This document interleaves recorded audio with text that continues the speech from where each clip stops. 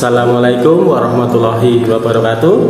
Selamat datang di video pembelajaran jurusan Teknik Kendaraan Ringan Otomotif SMK Ma'arif 2 Sleman dengan saya Muhammad Nurdin. Pada kesempatan kali ini kita akan membahas materi tentang identifikasi sensor-sensor dan aktuator beserta fungsinya. Setelah menonton video pembelajaran kali ini, kita akan dapat mengetahui dan dapat menyebutkan nama-nama komponen, sensor, dan aktuator beserta fungsinya. Nah, sebelum kita memulai pembahasan sensor-sensor dan aktuator, maka mari kita ingat-ingat kembali pengertian tentang mesin EV itu sendiri. Masih ingat atau tidak? Baik, kita bahas sedikit mengenai sistem EV. Apa itu sistem EV? Baik, sistem EV adalah electronic fuel injection, ya, dimana merupakan sistem penyemprotan bahan bakar yang dalam kerjanya dikontrol secara elektronik. EV memastikan campuran udara dan bahan bakar selalu sesuai dengan kebutuhan mobil.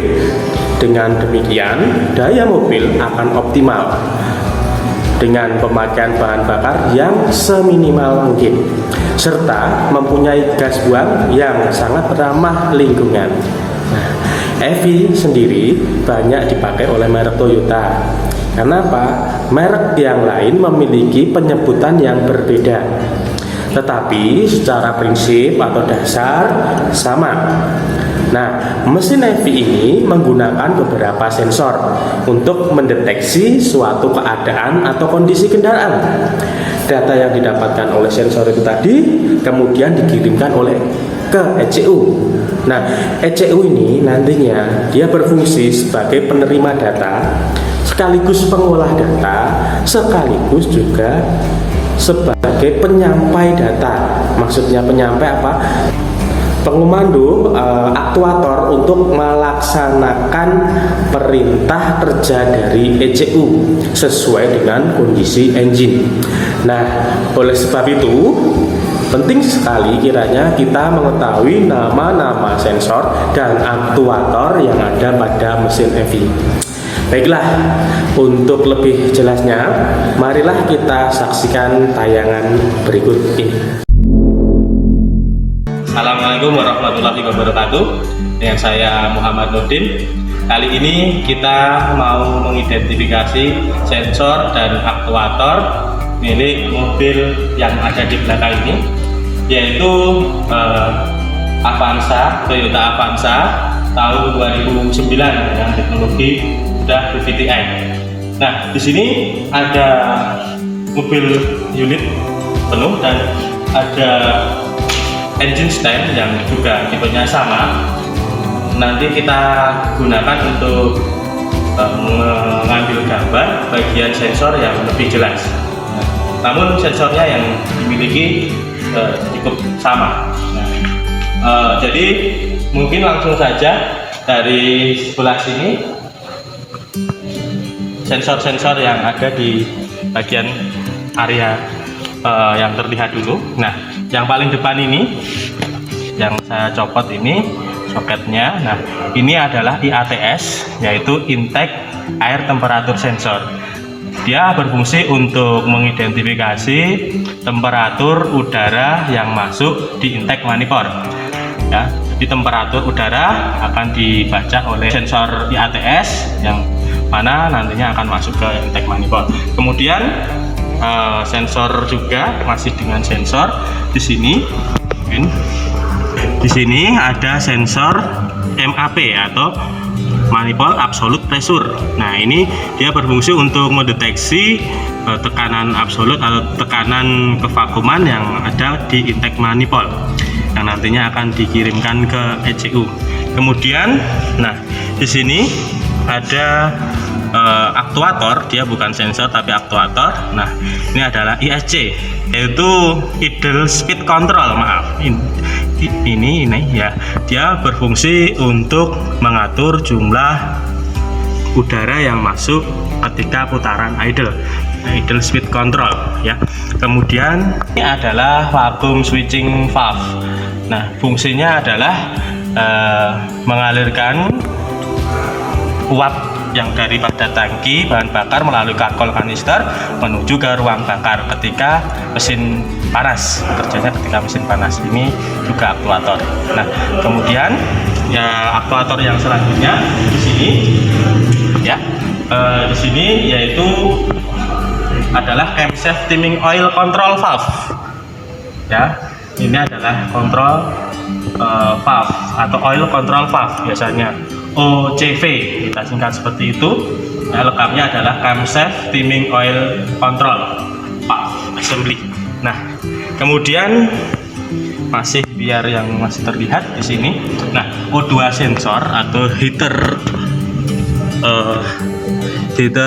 oksigen sensor ya, fungsinya tentunya untuk kaitannya dengan mengukur gas buang yang keluar dari exhaust. Nah, seperti itu. Oke. Oh ya, kita lanjutkan ke pemeriksaan atau melihat sensor dan aktuator yang berada di balik filter udara. Di sini ada sensor. Nah, di sini adalah TPS atau throttle position sensor. Dia berfungsi untuk mendeteksi sudut pembukaan throttle body throttle di sini. Nah, jadi ini adalah TPS. Kemudian aktuator selanjutnya yang terlihat di sini ada 4, tentunya sudah tahu, yaitu coil. Ada 4 silinder. Kemudian di sini diperhatikan ada 4 juga. Ada soket ini yang warnanya kuning oren-orenan, ada 4. Nah, ini adalah injektor. Tentunya sudah tahu fungsinya adalah untuk menyemprotkan atau mengalirkan bahan bakar ke ruang bakar. Kemudian crankshaft dulu. Nah, crankshaft position sensor atau biasa disebut dengan CKP di sebelah bawah sini ya, terlihat. Oke. Nah, fungsinya untuk mendeteksi sudut poros engkol. Nah, kemudian di seberang sini itu ada sensor CMP atau camshaft position sensor yang mendeteksi posisi camshaft. Nanti kita akan lihat lebih jelas di engine stand biar lebih terlihat, karena sama di sana. Ini camshaft dan ada water temperature sensor yang berada di sini. Ya, juga kurang terlihat kalau di sini, kita agak kesulitan mengambil gambarnya. Nanti kita akan lihatkan di engine stand karena sama. Dan juga di bawah sini di area dekat manifold dalam sini ada sensor knocking sensor yang mana berfungsi untuk mendeteksi getaran knocking yang terjadi pada engine. Baiklah, yang tadi saya katakan, nah di sini terletak camshaft position sensor atau CMP maaf, ini camshaft position sensor untuk mengetahui sudut poros cam atau camshaft.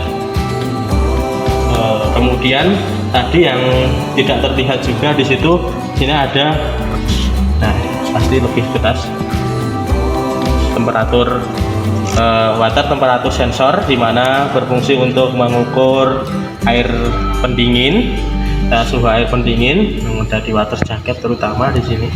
Nah, kemudian di sebelah sini yang tadi di dalam namanya intake manifold yang terlihat ya, ada knocking sensor. Nah, di sini. Oke. Nah, aktuator yang selanjutnya itu yaitu pompa bahan bakar atau pompa bensin. Nah, pompa bensin yang dipakai kalau kita tunjukkan di mobil tidak terlihat. Nah, di sini tentunya seperti ini, pompa bensin atau fuel pump. dia juga termasuk aktuator. Kemudian ada di sini, nah tentunya kipas pendingin atau fan, motor kipas pendingin. Nah di sini dia juga sebagai aktuator. Oke, untuk penyebutan atau mengidentifikasi sensor dan aktuator pada mobil, terutama untuk mesin Avanza. Baiklah, bagaimana semuanya? Cukup jelas pembahasan video kali ini? Baik, oke. Terima kasih atas perhatiannya. Sampai ketemu pada video pembelajaran lainnya. Dengan saya, Muhammad Nurdin, pamit mohon undur diri. Assalamualaikum warahmatullahi wabarakatuh.